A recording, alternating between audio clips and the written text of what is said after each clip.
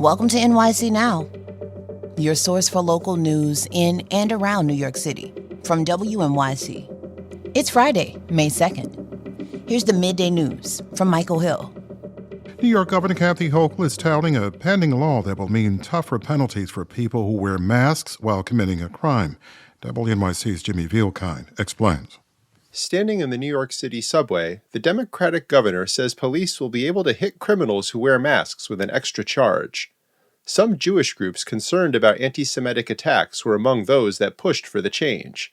Hochul says the pending law will increase public safety and hold criminals accountable. That's important because we've seen in the subway people masking themselves trying to evade the cameras that we put in place. Long Island's Nassau County already has its own masking restrictions. Opponents say broader bans crack down on free expression. Hochul says the pending law will be adopted as part of the state's $254 billion budget. It's already a month late. Get ready for some wet and stormy weather this weekend into next week. The National Weather Service says there's a 30% chance of showers and thunderstorms today after 2 o'clock this afternoon in this metro area. Then the highest chance of rain tomorrow, especially in the late afternoon and at night. Meteorologist Jay Engel says storms will continue into Sunday and Monday and Tuesday. It may not be raining the entire time, but it will be raining most of the time. Engel says the overall risk of flooding in the region is low at this time. Temperatures will fluctuate from the 70s and 80s today and tomorrow, and then during the day to the 60s and 70s starting tomorrow evening. 72 with some sunshine right now in the big city. This is WNYC. Stay close. There's more after the break. NYC. It's All Things Considered on WNYC. I'm Sean Carlson.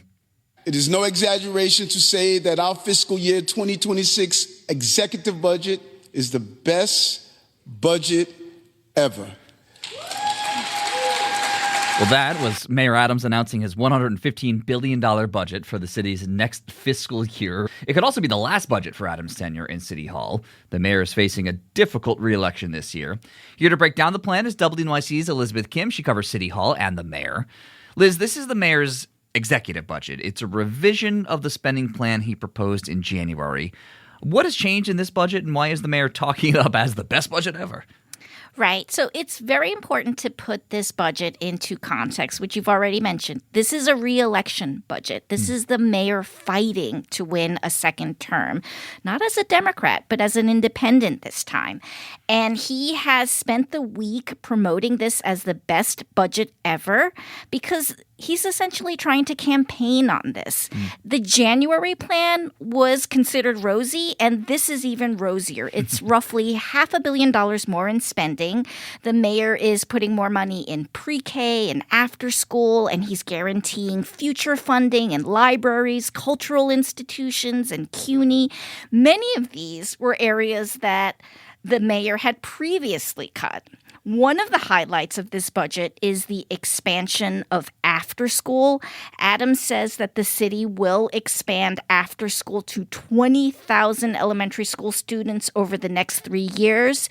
As we've talked about here, Sean, affordable childcare has been a major challenge for New Yorkers, and it's become an election issue. Totally. I also want to note that this was not your ordinary budget announcement setting. The mayor typically gives these in City Hall. Instead, he held it at Bayside High School. That's his alma mater.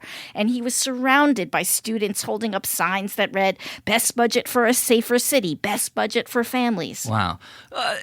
Liz, I got to say, this feels like a lot of pomp and circumstance for a budget. How is this budget being received? Well, there is skepticism and concern. You know, even back in January, there were questions about whether the city should be socking away more money into its reserves because of these potential federal funding cuts that were going to come down from Trump.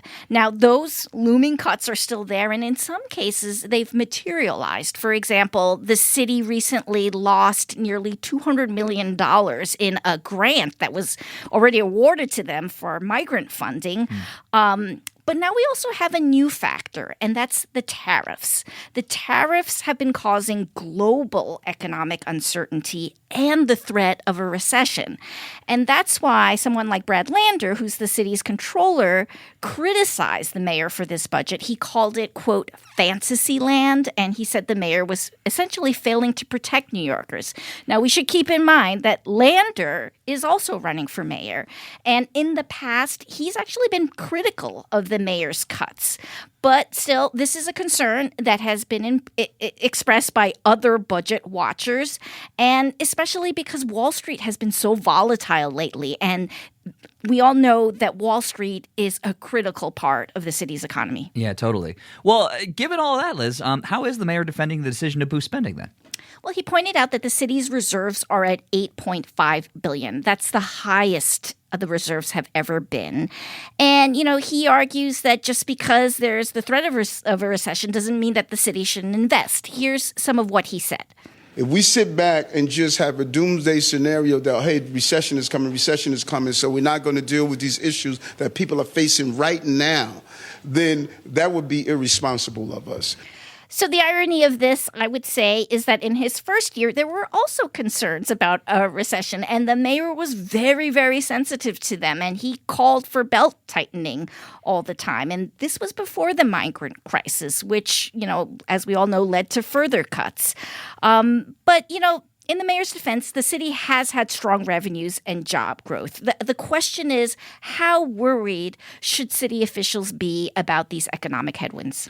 We should know, too, this isn't the final budget. That's something that Adams needs to negotiate with the city council, which happens to be led by another mayoral challenger, Speaker Adrienne Adams.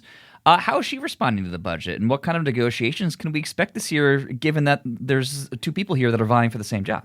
So what's interesting is, unlike the controller, the speaker said that this budget is a better start than previous years. Now, when it comes to budgets and the mayor and the council, it's a situation where both sides want to come away with wins. You can expect the council will actually add several $100 million to this budget.